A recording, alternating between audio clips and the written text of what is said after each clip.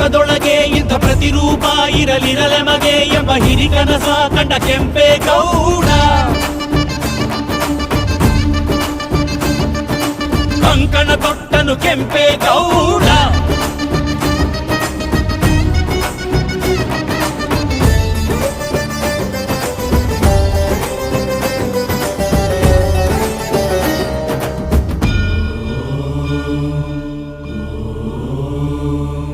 ಕನಸಲ್ಲಿ ಬಂದಳು ತಾಯಿ ದೇವಿ ಅಣ್ಣಮ್ಮ ತಾಯಿ ಜಗನ್ಮಾಯಿ.